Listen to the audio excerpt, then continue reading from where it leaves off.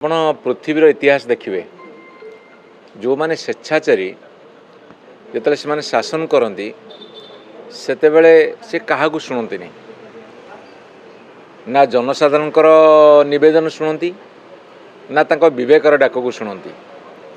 ବର୍ତ୍ତମାନ ଯେଉଁ ଭାରତୀୟ ଜନତା ପାର୍ଟି ସରକାର ଚାଲିଛି ଓଡ଼ିଶାରେ, ନା ଜନସାଧାରଣଙ୍କର ମନର କଥା କି ତାଙ୍କର ଦୁଃଖ, ତାଙ୍କର ବେଦନା, ତାଙ୍କର ଚିତ୍କାର ଶୁଣୁଛନ୍ତି ଏବଂ ତାଙ୍କର ସ୍ୱର ବିରୋଧୀ ଦଳ ଯେଉଁ ଚିତ୍କାର କରୁଛନ୍ତି ନ୍ୟାୟ ପାଇଁ, ନା ତାକୁ ଶୁଣୁଛନ୍ତି ନା ନିଜର ବିବେକର ଆହ୍ୱାନକୁ ଶୁଣୁଛନ୍ତି। ଏଇଭଳି ଏକ ଅପାଣ୍ଡୁକ ସରକାର ବର୍ତ୍ତମାନ ଓଡ଼ିଶାରେ ଚାଲିଛି। ଏକଥା କହିବାର କାରଣ ହେଉଛି ଏସ୍ସିବି ମେଡ଼ିକାଲ କଲେଜରେ 13 ଜଣ ରୋଗୀ ମରିଗଲେ ସରକାରଙ୍କର ଅବହେଳା ଯୋଗୁଁ। କାହିଁକିନା ଯାହାକୁ ସେମାନେ ଇନଚାର୍ଜ ସୁପରିଟେଣ୍ଡେଣ୍ଟ କରିଥିଲେ ଗୌତମ ଶତପଥୀ, ସେ 60 ଜଣଙ୍କ ତଳେ ଥାଇକି ମଧ୍ୟ ଇନଚାର୍ଜ ସୁପରିଟେଣ୍ଡେଣ୍ଟ ହେଇଥିଲେ ଏବଂ ଯିଏ ଆଡ଼ିସନାଲ୍ ସୁପରିଟେଣ୍ଡେଣ୍ଟ ସେ RSS ଶାଖା ଲଗାଉଛନ୍ତି OPDର ରୁମ୍ ନମ୍ବର 10ରେ। ଆପଣ ଚିନ୍ତା କରନ୍ତୁ, କେବଳ ଏସ୍ସିବି ମେଡ଼ିକାଲ କଲେଜ କଥା ନୁହେଁ, ବର୍ତ୍ତମାନ ଓଡ଼ିଶାରେ ଯେତେ ମେଡ଼ିକାଲ ଅଛି, ଯେତେ ମେଡ଼ିକାଲ କଲେଜ ଅଛି ଏବଂ ପ୍ରାଇଭେଟ୍ ମେଡ଼ିକାଲ ସବୁ ମଧ୍ୟ, ଆଜି ରୋଗୀ ଚିକିତ୍ସା ପାଇବା ତ ଦୂରର କଥା, ଯଦି ବି ଚିକିତ୍ସା ପାଉଛନ୍ତି ତାହେଲେ ଶୋଷଣର ଶିକାର ହେଉଛନ୍ତି।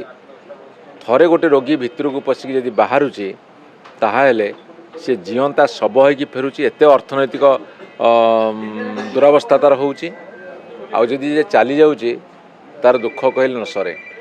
ଏଭଳି ଏକ ଅଭାବନୀୟ ପରିସ୍ଥିତି ଭିତରେ ଆମର ଡିମାଣ୍ଡ ହେଉଛି, ଯେହେତୁ ସ୍ୱାସ୍ଥ୍ୟ ବିଭାଗ ଧ୍ୱଂସ ପାଇଯାଇଛି, ଚାଲିପାରୁନି, ମନ୍ତ୍ରୀ ଇସ୍ତଫା ଦିଅନ୍ତୁ, ନହେଲେ ମୁଖ୍ୟମନ୍ତ୍ରୀ ତାଙ୍କୁ ବିଦାୟ କରନ୍ତୁ। କିଛି କରୁନାହାନ୍ତି, କିଛି ଶୁଣୁନାହାନ୍ତି। ଆଲୋଚନା ଜାରି ରହିଛି ବିଧାନସଭାରେ, ମନ ଇଚ୍ଛା ତାଙ୍କର ଭାଷଣ ଦେଉଛନ୍ତି। ବିରୋଧୀ ଦଳ ଯେତେବେଳେ କହୁଛନ୍ତି ପଏଣ୍ଟ ଅଫ୍ ଅର୍ଡ଼ର, ତାଙ୍କୁ ଦେଉନାହାନ୍ତି। ଏମିତି କେମିତି ଚାଲିବ? ଏ ତ ସ୍ୱେଚ୍ଛାଚାରୀ, ଏ ତ ଡିକ୍ଟେଟରସିପ୍। ଯେମିତି ହିଟଲର ଚଲେଇଥିଲେ ସେଇଭଳି ଭାବରେ କରୁଛନ୍ତି। ଏମାନେ ତ ହିଟଲର ଆଦର୍ଶରେ ଅନୁପ୍ରାଣିତ ଦଳ ନା ଭାରତୀୟ ଜନତା ପାର୍ଟି।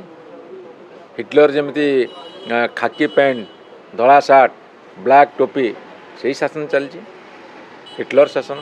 ସବୁ ଥାନା ଗୁଡ଼ା ପରେ ବର୍ତ୍ତମାନ ବିଜେପି କର୍ମୀଙ୍କ ଅକ୍ତିଆରରେ।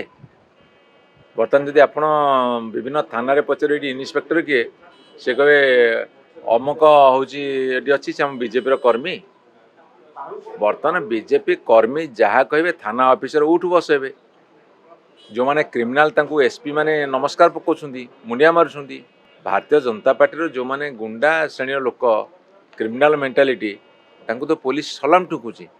ବର୍ତ୍ତମାନ ତ ସାରା ଓଡ଼ିଶାରେ ପୋଲିସ ମାନେ କୁଆଡ଼େ ଚାନ୍ଦା ଦେଉଛନ୍ତି ଭାରତୀୟ ଜନତା ପାର୍ଟି କର୍ମୀଙ୍କୁ, ଆଉ ସେଠି ଆପଣ ଥାନା ଭିତରେ ଛୁରୀ ମାଡ଼ କ'ଣ, ଥାନା ଭିତରେ ଗୁଳି ମାଡ଼ ହେଲାଣି, ଥାନା ଭିତରେ ବି ତା ଥାନା ବାବୁଙ୍କୁ ମାଡ଼ ହେଲାଣି। ଏଇଭଳି ଅବସ୍ଥା ବର୍ତ୍ତମାନ ଓଡ଼ିଶାରେ। ଆପଣ କ'ଣ କରିବେ? ଏଇ ହେଉଛି ନମୁନା। ବର୍ତ୍ତମାନ ଭାରତବର୍ଷରେ ଶାସନର ନମୁନା ଯଦି କେଉଁଠି ଦେଖିବେ, ଓଡ଼ିଶା ଦେଖନ୍ତୁ। ଭାରତୀୟ ଜନତା ପାର୍ଟିର କି କେଳଙ୍କରୀ, କି ଅବସ୍ଥା, କି ଦୟନୀୟ ପରିସ୍ଥିତି ସାଧାରଣ ଜନତାଙ୍କର। ଥାନା ବାବୁ ମାନେ ଉଠ ବସ, ଏ କହେ ଉଠ, ଉଠିଲେ, ବସ, ବସିଲେ, ପଇସା ଦିଅ, ଯୋଗାଡ଼ କରିକି ଦେଲେ।